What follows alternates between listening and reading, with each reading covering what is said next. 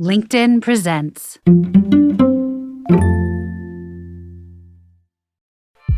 I'm Rufus Griscom, and this is The Next Big Idea.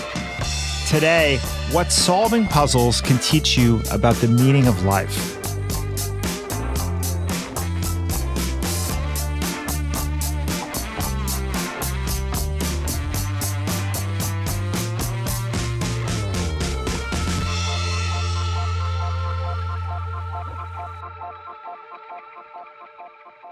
Every night at 10 o'clock, AJ Jacobs logs into his computer and starts furiously refreshing his web browser. Click, click, click, click, click. He's an addict. And if this stupid website would just load already, he could get his fix. You may be thinking that AJ is refreshing a page on some godforsaken corner of the dark web, but he's actually at www.newyorktimes.com/crossword. You see, the New York Times releases the next day's crossword puzzle every night at 10:01 p.m. And AJ simply has to start solving it as soon as it's available. Crosswords aren't the only puzzles he's hooked on.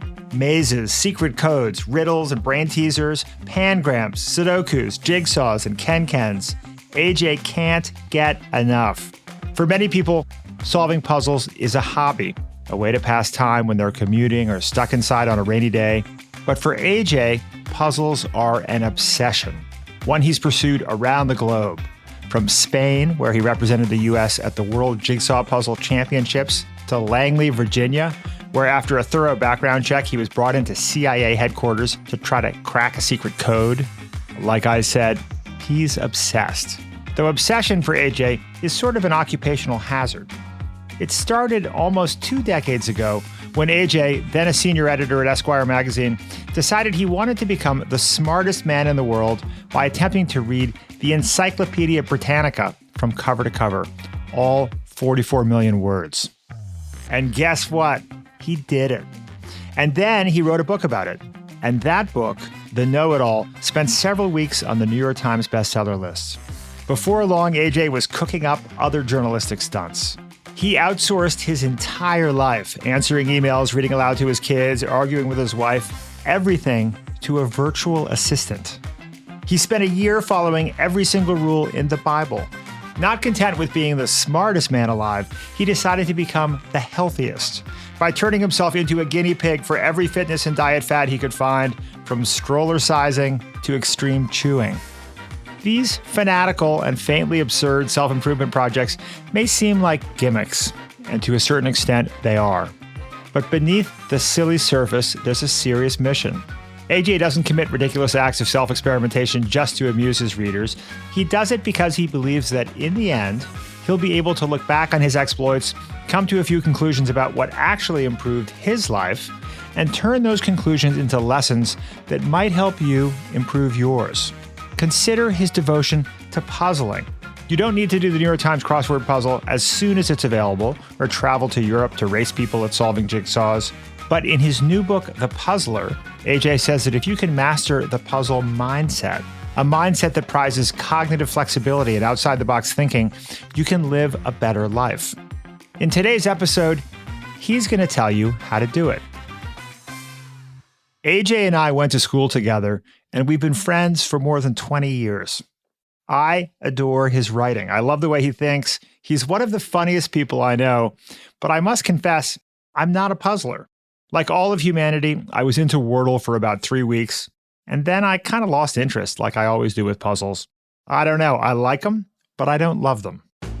As luck would have it, though, I happen to work with a puzzle master, this show's executive producer, and yet another college buddy, Michael Kovnat. Is that fair to say, Michael? Would you describe yourself as a puzzle master? Well, I don't think I would say master. I think I would say I'm a puzzle enthusiast. I'm a puzzler for sure. Yeah, it's just something I kind of grew up with. My mom was always doing the New York Times crossword puzzle. I think I just sort of picked it up in the crib.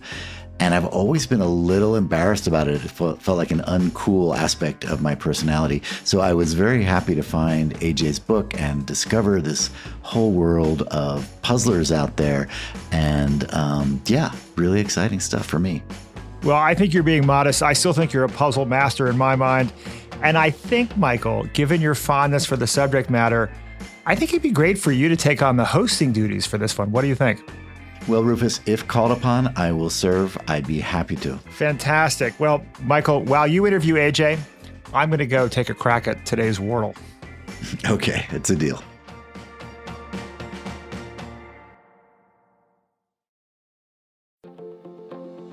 Hi, I'm Kwame Christian, CEO of the American Negotiation Institute, and I have a quick question for you. When was the last time you had a difficult conversation? These conversations happen all the time, and that's exactly why you should listen to Negotiate Anything, the #1 negotiation podcast in the world. We produce episodes every single day to help you lead, persuade, and resolve conflicts both at work and at home. So level up your negotiation skills by making Negotiate Anything part of your daily routine.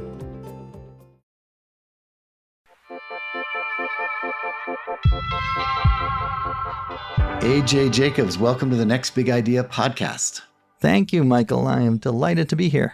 The first thing, before we even get anywhere else, I really want to ask you, what was your Wordle score today? Oh, interesting. I have not done Wordle. I do Wordle at night, and I do the spelling bee in the morning. Interesting. And what was yours? I got it in 4, which is kind of my most common outcome. I aim for 3, but I more often get 4, even 5, or occasionally 6. I've gotten a couple 2s, but But no ones? Any ones? No ones. No. All right. I mean, if you use the same word, it's going to happen eventually, as long as it's not a crazy word. Do you have any, having gone deep into the world of puzzles, do you have any insights on the Wordle phenomenon? Like, how has this thing caught on and spread so far so fast? Well, first of all, the timing was funny because I wrote the book, and it was in good timing in one way because the pandemic was a boom time for puzzles in general, and jigsaw puzzles especially early. It was like you couldn't find them in stores. They were like, hand sanitizer. Everyone wanted jigsaws. And then I wrote the book, I closed it, and 2 weeks later, Wordle exploded, and it was the only thing people were talking about in puzzle world. I said to my publisher, can we just reopen the book and I'll just slip in a little about Wordle so that if people ask me, does it cover Wordle? I can say, sure, Wordle's in there. So there is like literally a sentence about Wordle. Well, now I don't want to give listeners the idea that your book is all about Wordle. Of course, as you mentioned, you only have that one sentence in there and you cover all sorts of things, chess problems and ken-kens and mazes and jigsaw puzzles and riddles, brain teasers, all those sorts of things. So just maybe to give our audience a little taste, I thought it'd be fun if you gave us one of your brain teasers or one of your riddles now and let us think about it during the course of this podcast. I would love to. Let me just lay out the ground rules to our audience here. So AJ is going to give us what would you call it? A brain teaser, a problem, a riddle? I think brain teaser sounds fun. Okay. So AJ is going to give you a brain teaser, and we're not going to give you the answer right away. We're going to keep on talking, but later in the podcast, we'll let you know what the answer is. So you'll have, I don't know, he'll tell you if you need a pen and paper or anything like that, but just something for you to think about while, of course, you're also giving us your full attention. Okay, take it away, AJ. All right, this puzzle is originally from Martin Gardner, who was he's a puzzle legend. He wrote a column about puzzles for Scientific American for many, many years. And the puzzle goes like this. Can you put 10 lumps of sugar in 3 empty bags so that there is an odd number of lumps in each bag? So I'll do it again. Can you put 10 lumps of sugar in 3 empty bags so there is an odd number of lumps in each bag? Well, the answer is not coming to me immediately. If any of you know it, don't ruin it by saying it out loud to whoever you're with, but just take some time and think about that, ladies and gentlemen. And we'll see how good a puzzler you are later on in the episode. All right. So I thought actually maybe now we should back up and just tell us a little bit about this book. You're well known for your immersive journalism style. Some people might call it stunt journalism, but I don't know. Do you consider that an insult? I don't. I am fine with the word stunt. I mean, I think a good stunt can do good for the world. And who knows, maybe you could call Michelangelo painting the Sistine Chapel ceiling. That's a stunt. That was kind of an unexpected way to get attention. Not that I'm Michelangelo. No, no, you're not But Michelangelo. maybe I am. But Maybe I am. Well, you certainly have immersed yourself in the Bible, as Michelangelo arguably did. What did you do? You spent a year following all the rules of the Old Testament? That's right. That was called the Year of Living Biblically, and I followed the hundreds of rules in the Bible as literally as possible to see what made my life better and what made my life weirder. And so I followed the 10 Commandments, but I also, the Bible says you can't shave the corners of your beard. I didn't know where the corners were, so I just let the whole thing grow, and I had this huge topiary for my chin. And I did the 10 Commandments. I did, you can't wear clothes made of 2 different kinds of fabrics. So on and on. It was quite an adventure. Yeah, I mean, very entertaining to read too, and crazy. I mean, you seem like a slightly crazy person for doing this, of course. Well, thank you. But I'm assuming, besides just getting a great book out of it, did you get any wisdom out of living that way? Absolutely. Yeah. After the year, I did shave my beard. I stopped throwing pebbles at adulterers, which was my way of stoning them. But yeah, there were tons of lessons I took away. I'm sorry. I just have to interrupt you for a second. You carried pebbles around and threw them at adulterers? I did. I only stoned a couple of adulterers, but yeah, I was in Central Park and I was really getting into it. So I had the robe and the sandals and the beard. And a man came up to me and said, "Why are you dressed like that?" And I said, "Well, I'm trying to follow all the rules of the Bible, from the 10 Commandments to stoning adulterers." And he said, "I'm an adulterer. Are you going to stone me?" And I was like, yeah, he was very open and I was very grateful. I said, "Thank you. That's a wonderful opportunity. I would love to." And I took out my pebbles, which I had been carrying around, and he was actually very aggressive. No, he didn't like it. He grabbed the pebbles out of my hand and threw them at me. Like, he made the first move. So an eye for an eye, I threw one back at him. I mean, I would say throwing pebbles at people would be a generally risky move, especially in New York City. It might not go over so well. No, it's true. I feel lucky I escaped. But yeah, to the bigger point, I definitely took away lots of things that changed my life. And I'll just give you 2. One would be gratitude. There's a lot in the Bible about gratitude. And I actually ended up, it inspired me to write another book that came out a couple of years ago called Thanks 1,000, where I went around the world and thanked everyone who had even the smallest role in my morning cup of coffee. So wow. the barista, the farmer, the truck driver, the person who made the road for the trucks, et cetera, et cetera. So gratitude is a big one. And then the second one, I think, was the idea that your behavior affects your thoughts. The fake it till you feel it. It's very cognitive behavioral therapy, but it's also goes back to the Bible. And the idea is you act, if you're not feeling compassionate, just act as if you're feeling compassionate. If you're not feeling confident, act as if you're feeling confident. And that has been a big tool that I use all the time and everything. But you didn't become more religious as a result of this experience? Well, I would say it depends how you define religion. I'm still pretty much an agnostic atheist, but I think that there are many benefits to certain types of religion. I think communities, the aspect of community, the aspect of encouraging ethical behavior, and the rituals. Even though I don't believe that Moses parted the Red Sea or Reed Sea, I still love a good ritual where you can get together with your family and eat some food, some of which is good, some not so good. So I would say it depends how you define religion. Got it. Okay. And then what other nutty things have you done? You read the encyclopedia. I did. What was the idea of that book, and what lessons did you learn from that one? That one came about because my father is a big fan of knowledge and reading. He's a lawyer. And when I was a kid, he started to read the Encyclopedia Britannica in our house. And he didn't finish. He got to maybe the middle of the letter B, like around Bolivia or Boomerang, somewhere in there. And then he realized he had a job and kids. But I thought, at the time I didn't have a job or kids. And I thought, why not finish what he started and try to remove that dark stain from our family history? And I did. It took me a year and a half, and it had its wonderful parts and it had its not so wonderful parts. My wife started to penalize me $1 for every irrelevant fact I inserted into conversation. So she made a lot of money.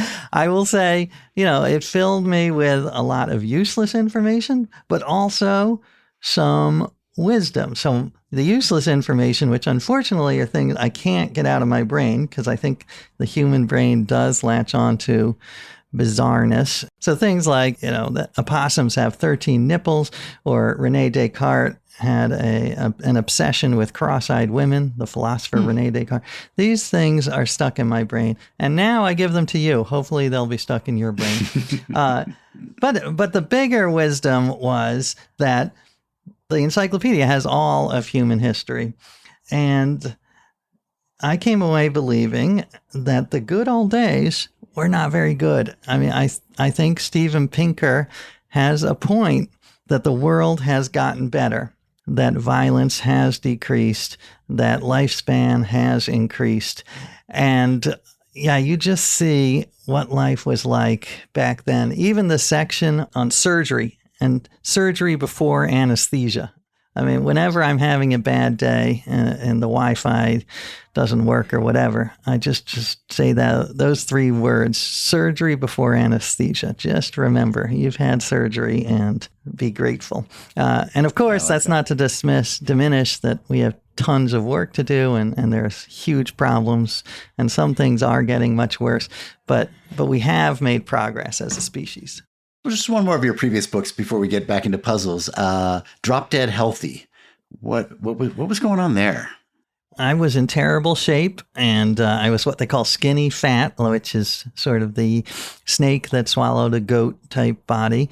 And my wife said, I don't want to be a widow in my 40s. Like, why don't you've got to get in shape. Sort of an ultimatum. And I thought, well, why don't I try it like I did my other books, where I try to follow every piece of medical advice and nutritional advice and see what works for me and what doesn't. So that's what I did. I changed how I slept, how I ate, how I exercised, how I meditated, how I went to the bathroom. I won't go into details, but there are healthier. But yeah, so that was that book. And again, I don't continue with everything because it was a full-time job. It's like, oh, I bet. And there's a lot of contradictory advice out there too. So that must have been a tricky to figure out. Well, that is a challenge. I will say the contradictory stuff gets a lot of play because it's fun. But the basic stuff most scientists agree on, which is, you can sum it up in a paragraph. Eat real food, like Michael Pollan says. Right. Move as much as you can. It doesn't have to be the gym, whatever makes you move, gardening, building walls, whatever. Try to reduce stress, meditate. Sleep is huge. Be a part of a community. Like, that's why people who go to church usually live longer than those who don't. It doesn't have to be church, but some community. Don't hit yourself in the face with an axe. Don't. Okay, good. I'm taking notes. Don't smoke. That's a big one. Don't. If you do extreme sports, then just be aware, very dangerous activities might lower your lifespan. But that's really it. And the rest of the stuff is on the margins. So when you decided to do a book about puzzles, what was your thinking here? Because you were already kind of a puzzle fan, as I understand it. So what was the immersion aspect of it for you? Well, yeah, the book is a combination. So it's partly the history of puzzles. It has dozens of puzzles, both old and original.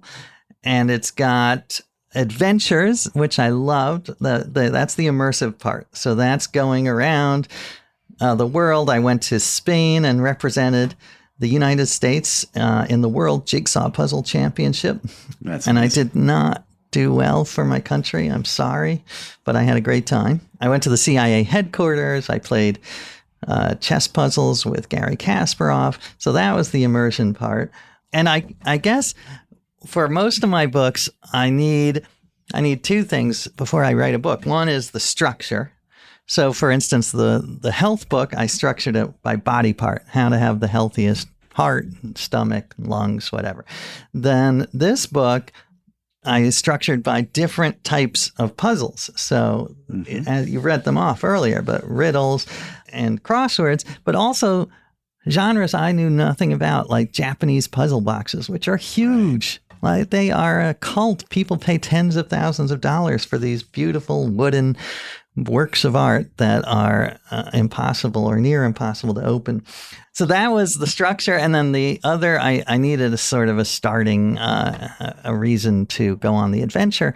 And I found one because I was actually in a puzzle. About 6 years ago, I was the answer to a clue in the New York Times crossword puzzle.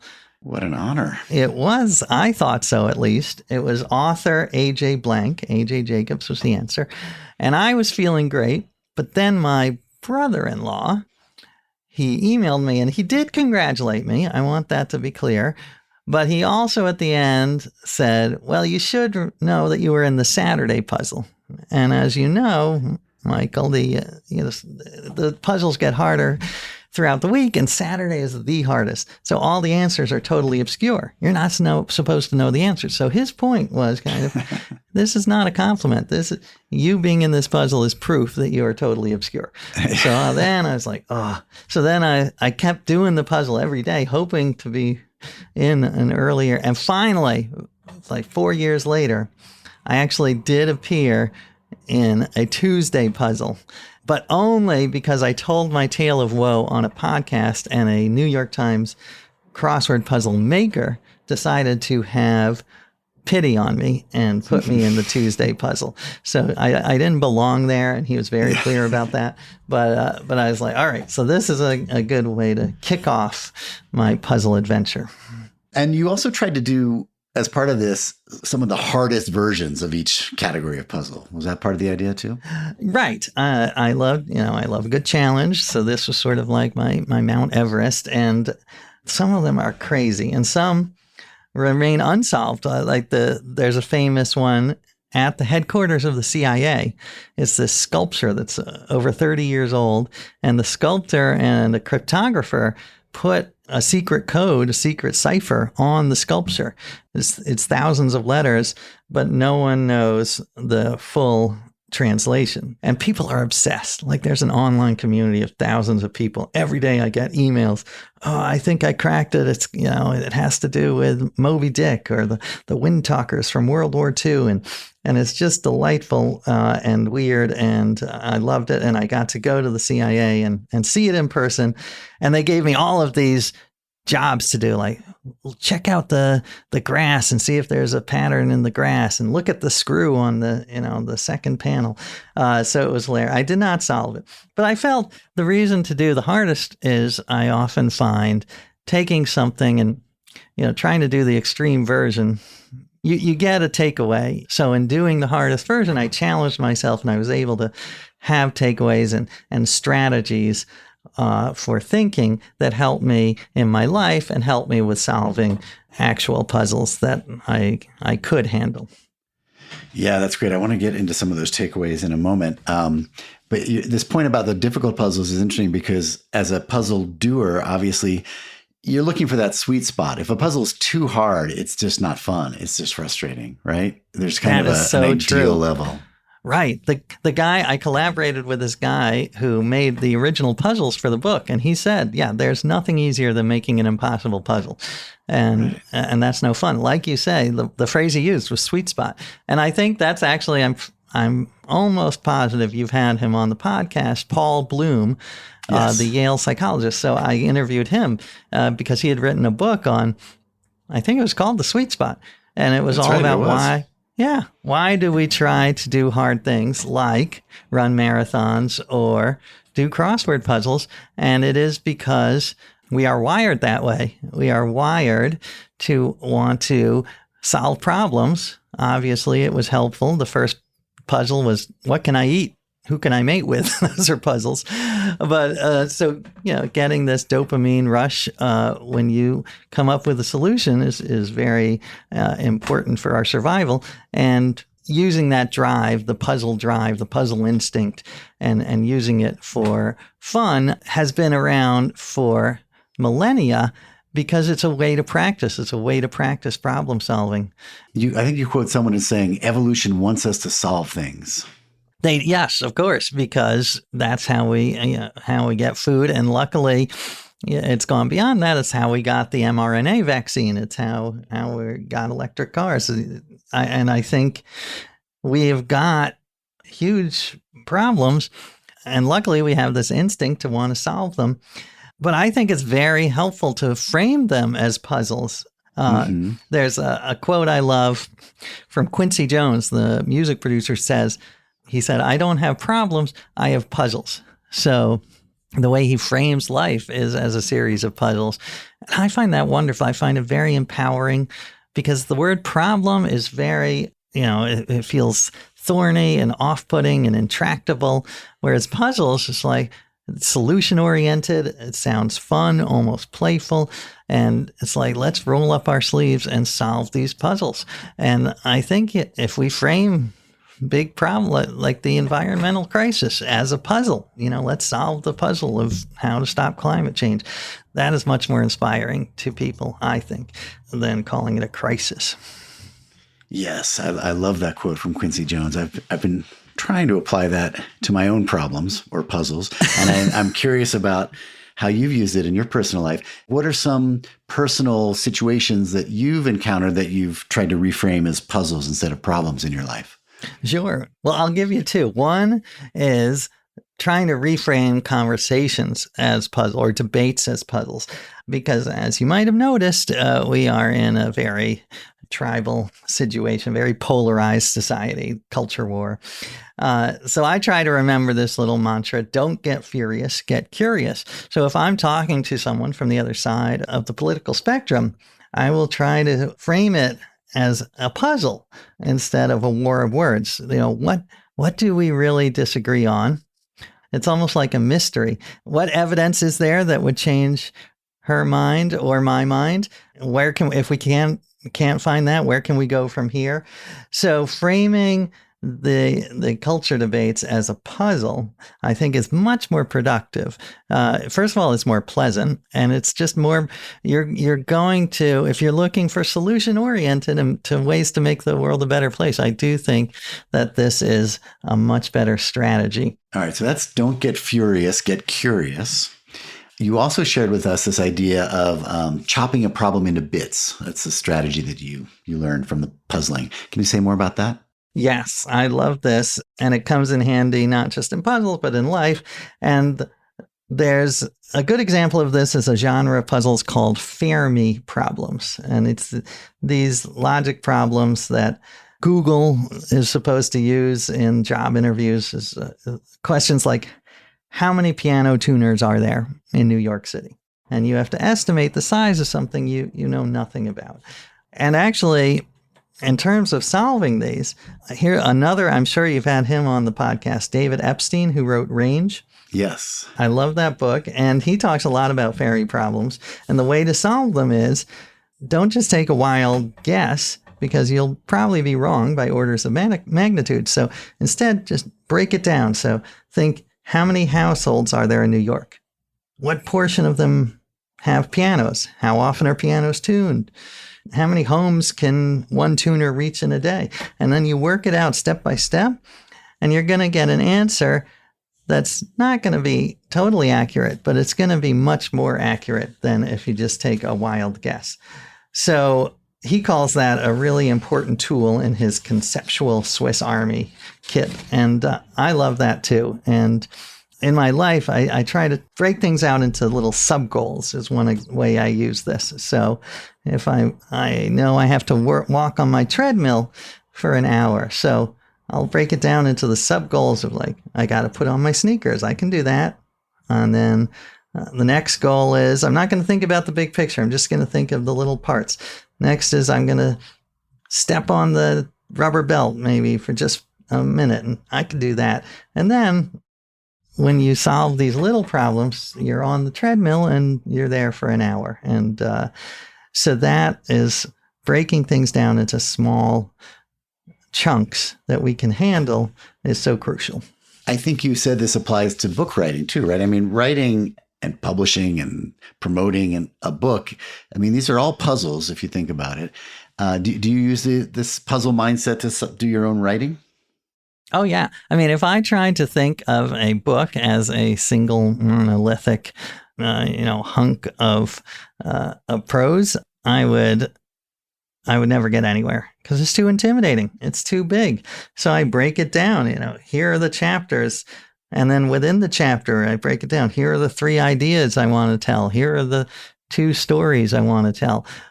So yeah, it's so important. Otherwise, I would just be staring at a blank screen. Quick update, folks. I got a 3 on today's Wordle. Anyway, let's take a quick break. When we come back, AJ explains why cognitive flexibility is the key to solving all of life's problems. I mean, puzzles.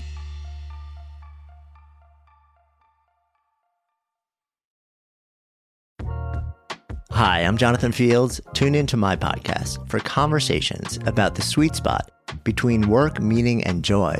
And also listen to other people's questions about how to get the most out of that thing we call work. Check out Sparked wherever you enjoy podcasts. Hey folks, Rufus here. If you're a fan of our interviews with physicians, scientists, or entrepreneurs, then I have the perfect podcast recommendation for you, Raising Health. Previously called BioEats World, Raising Health comes from leading venture capital firm Andreessen Horowitz, A16Z.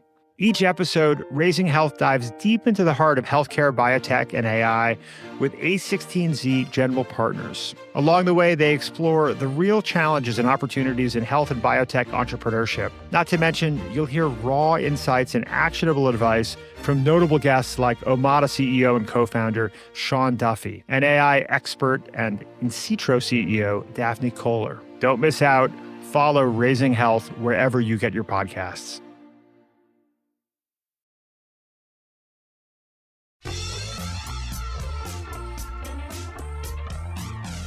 Now, another puzzle mindset tip that you offer is to turn the puzzle upside down or backwards, as you said before. I think you illustrated this with maybe it's time for another puzzle, AJ. Oh, sure. Could you share with us the one of the man locked in a room with the cement walls and the dirt floor? Oh, yeah. This is a classic of what's called lateral thinking puzzles. So there's a man in a room. The walls are cement. The floor is dirt. The only openings are a locked door and a skylight. And the man has a shovel and he starts to dig. Now he knows it's impossible to tunnel out, but he continues to dig anyway. Why? What's going on there? So wait, he's in a room. There's a dirt floor, but it's impossible somehow to dig all the way under. Right. And it just goes for thousands of feet. And he knows that, but he's digging. He's digging like a madman. And there's a locked door and there's a skylight. Okay. And so the question is, why is he digging? What is he doing? And I think you know the answer, but well, only because I read your book, AJ. Okay. Well, yeah. Pause it if you want to try to figure it out. But the answer is you got to reverse your thinking. He's not just digging. What else is he doing? He's making a hill of that dirt, and he's going to make a big mound of dirt that will allow him to climb up and climb out of the skylight. So that is a crucial tool. You see it in tons of puzzles, but I see it everywhere in terms of real life.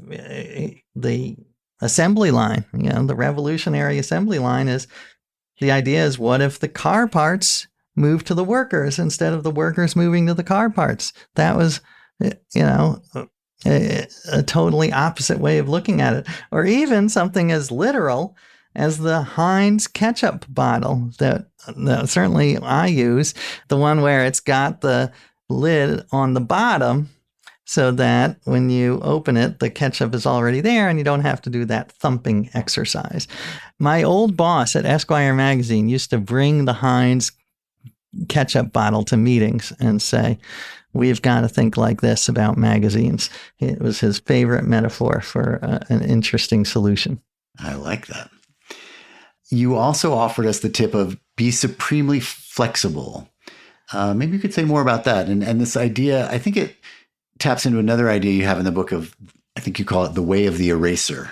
Oh, yes. I am a big fan of erasers and of flexibility, cognitive flexibility. I actually think maybe I should have put this one as number one, because to me, it is perhaps the most important strategy in solving problems and puzzles. Keep your beliefs provisional, open to new evidence. I try not to say, I have hypotheses and I'm waiting for them to be confirmed or overturned, but everything should be as open as possible because it helps you solve problems. And I'll give you some like a puzzle example, and then we can talk about real life examples. But a puzzle example is these British crossword puzzles are hilarious. They're called cryptics, and they are much trickier than American puzzles. And some of the British are a little snobby about American crosswords because these are all about wordplay. It's none of the, what is the name of the river in Hungary? This is all wordplay. And I remember I was doing one and there was a clue that was just 4 letters. And the letters were G-E-G-S, just the 4 letters, Gegs. That was it. Sorry, can you say the letters one more time? Sure. G-E-G-S. I mean, it was a word. It just said Gegs. And that was it. And I was like, what is a geg? And I ended up Googling geg, and I found it was an airport symbol for Portland. I got nowhere. But I took a break and I let go of my certainty, and I came back a couple hours later and I realized I've got to be completely flexible and realize it's not a thing. It is an arrangement of letters. It is eggs scrambled. So EGGS scrambled. It's scrambled eggs. So I was, I got the little I was a little annoyed. I was annoyed at myself for not seeing it, annoyed at the puzzle maker, but I also got that rush of dopamine, like I solved it. So you have to embrace the idea that you are going down the wrong path. Daniel Kahneman, the Nobel Prize winning psychologist, yes, he says, being wrong is the only way I feel sure I learned everything. So that to me is such a big takeaway that you've got to be wrong. It's okay to be wrong. Just don't get obsessed with your one solution and think that it's got to be this way. Keep your brain as flexible as possible. Yeah, and I guess it's related to that idea I think you got from the Japanese Ken master who was it Ken or Sudoku, where he was sort of saying fail, fail, fail. The more you fail, the better. Exactly. He was, a fail 1,000 times and sometimes embrace the failure. One of the other, this was the Sudoku guy, the godfather of Sudoku, Maki Kaji. And he said, I loved his point. He said that the puzzles can be boiled down to 3 symbols. And those symbols are a question mark, a forward arrow, and an exclamation point. So the idea is you get there and you're baffled. That's the question mark.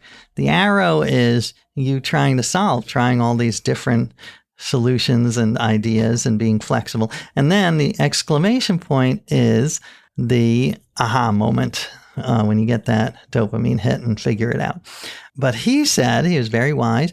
He said, the key is to embrace the arrow, to enjoy the process of solving, because you may never get to the exclamation point. I think it's just a more fun way of saying enjoy the journey, enjoy the arrow. And the arrow is rarely straight. The arrow is going to be all over the place. You're going to be trying all different things, but just enjoy that arrow. I think that is a sort of a lovely way to think about life. I like it. reading your book, I started thinking about puzzles more broadly and sort of seeing them everywhere, seeing everything as puzzles. I love to hear that. Like initially, the first thing I started thinking about was jokes. Riddles, obviously you talk about riddles. You have a chapter on riddles in the book. They're a form of puzzle. But actually more broadly, it occurred to me that jokes are kind of, they're this puzzle to solve, in a way. They're even if they're not framed as a question that you're being asked, they usually have this structure where, something is being described, there's some sort of setup, and then there's a twist, there's a punchline that kind of subverts the meaning you thought it had. And it has you feel the jigsaw puzzle pieces click together the same way you do with a good puzzle coming together. It feels like a solution. Absolutely. Yeah, they are very close cousins of puzzles. And I actually talked to Mike Reese, who is a longtime writer for The Simpsons, who's also a huge puzzle obsessive. And he had a very similar point, that jokes are just another form of puzzle. And he gave an example. He told me, a skeleton walks into a bar and says, "I'll have a beer and a mop." And you were very fast. You laughed very quickly. So, but it takes a second to solve the puzzle of why would he need a mop? And it's that little joy of seeing that you have to think slightly outside of the box. And I'm okay using that cliche because that cliche came from puzzles. The famous puzzle where you have 9 dots and you have to connect them, you have to draw outside of the box. So I think it's a powerful phrase if you remember where it came from. Right. Yeah. And so I started thinking about jokes and comedy in general. I'm a big stand-up comedy fan, and it does have that same feeling. When you get a joke, it's the same feeling as when you solve a puzzle, or a very similar feeling, Absolutely. That kind of aha. And then I started thinking about how, well, it's something that you experience in narrative in general, that any good story is kind of like, provoking your curiosity and then solving it and then provoking and solving it. And they're like, you're solving little mini puzzles in any kind of, obviously in a mystery story, but even in a lot of other kinds of genres, there's this kind of stimulated curiosity and then solving, the resolution of it, that felt very puzzle-like to me when I thought about it. I love that. And one of the people, I don't know if I quote him in the book, but he was one of the experts of making Japanese puzzle boxes. And he says the exact same thing. Making a puzzle box, you have to structure it like a story because you have to give people sort of checkpoints where they achieve something or they're going to lose interest. You don't want one that is just impossible, really, really hard, and then all of a sudden you get it. You want to give people little breadcrumbs. And that, I think, is a key to storytelling. You've got to reward them along the way, but still have the big reward outstanding so that they keep going on this trail. Yeah. Caleb shared with me a quote from the author Lee Child, who writes those very popular Jack Reacher books. And apparently he said that the trick of writing a page turner is to ask or imply a question at the beginning of the story and then delay the answer, page to page, paragraph to paragraph, line to line, even within single sentences. Imply a question first, then answer it second. The reader learns to chase and the momentum becomes unstoppable. I like that. Yeah, I like that a lot. Now, of course, the other thing that I started thinking about, and you do bring this up in the book, is sort of the dark side of puzzles and the overlap between the puzzle mindset and the kind of paranoid conspiracy theory mindset. That tendency to see the patterns everywhere. I mean, how much did you touch on that? I touched on a certain amount because, everything has a downside. And I think this is when you get, when you don't have the flexibility of mind, when you fall in love with your hypothesis. Humans are pattern finding machines, and that's good because that's yielded science. But we are so programmed to find patterns that we find patterns in noise. And that's why people see the face of the Virgin Mary in a piece of French toast. It's called apophenia. It's an actual psychological disorder if you see too many patterns in random noise. But basically, that is what conspiracy theories are. Right. There are some true conspiracies, but most conspiracies are just people looking at a bunch of data and finding connections that don't exist. And obviously, I'm not the first to say it, this has become a huge problem. Perhaps one of our top 5 problems is this conspiracy thinking. And to me, the solution is just what we talked about, the flexibility of mind. Don't fall in love with your hypothesis. Don't fall in love with the idea that, there's a secret cabal of child predators because you see all of these hints. We are very good at finding hints that don't exist. We can sort of arrange things afterwards to make it look like something is true when it certainly wasn't. So keep an open mind and try to avoid that kind of thinking. Yeah, I mean, when I'm fascinated by the whole QAnon conspiracy online, fascinated and terrified. But when you see the kind of thinking that's behind it, it does seem like this out of control pattern making sensibility, just trying to find these hidden meanings behind things. Right. Whereas the sometimes the ordinary explanation is actually the better one, that things are somewhat random. Right. Yes, we're not very good at accepting that life is sometimes random, and you get it is a very pleasing feeling to discover what you think is a hidden code, because it activates that puzzle instinct. But I'd say yes, try to resist that. Look for real puzzles, look for real solutions, and if you're really obsessed. Maybe that's another way puzzles can save the world, is get people who are obsessed with conspiracy thinkings to go on and do the puzzles on the website for free. So, I like that. All right. AJ saves the world yet again. Remember that brain teaser AJ shared at the top? If you haven't solved it yet, stick around. We'll have the answer for you right after the break.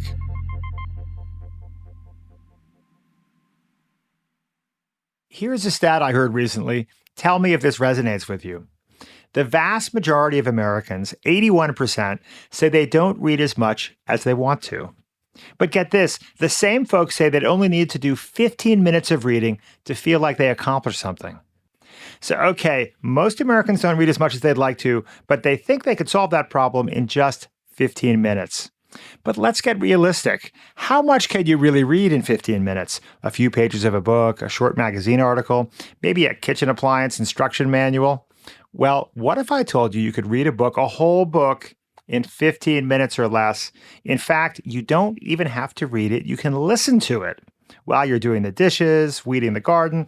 If you think that sounds too good to be true, then clearly you haven't downloaded the Next Big Idea app. We have partnered with hundreds of the world's leading authors to create 15-minute text and audio summaries of their books. There's no other place on the planet where you can hear authors share the key insights from their books, a new one every single day, in such a neat and tidy package. All you have to do to access our incredible library of book bites is to go to your app store, search for Next Big Idea, and download our app. And our app isn't limited to book bites. It also has ad-free versions of this show, conversations with our curators, and audio-video e-courses with our favorite writers. There's no better way to get smart fast. Download the Next Big Idea app today.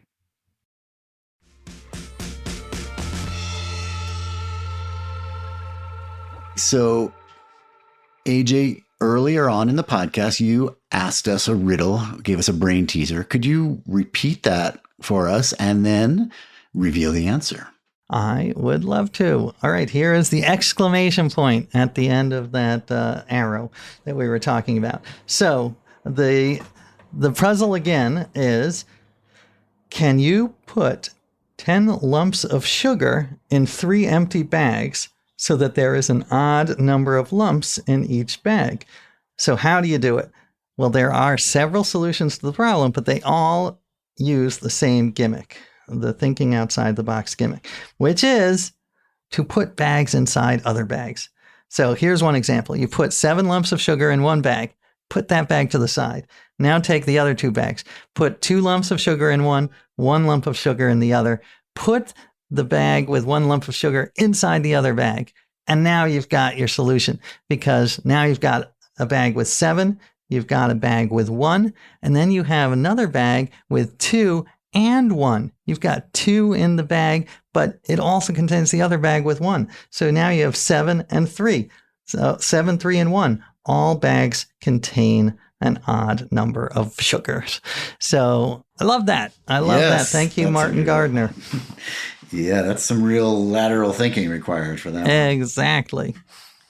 All right, one last question for you. Given all of your insight in the world of puzzles now, do you have any insider knowledge, any guesses as to what the next big puzzle craze is going to be? What the next Wordle is going to be? Because I want to know. I want to get in early. I know. Well, I want to invent it. That's what I want to do. Yeah, I want to get in on it. I wish I did. I think that is maybe it'll go back to the pangrams from the early 1800s. Maybe it's cyclical and we'll all be obsessed with it. It's a great puzzle, actually, the pangram. So check that out. I mean, tangram. Did I say pangram? Tangram. Tangram. Okay. All right, Tangram.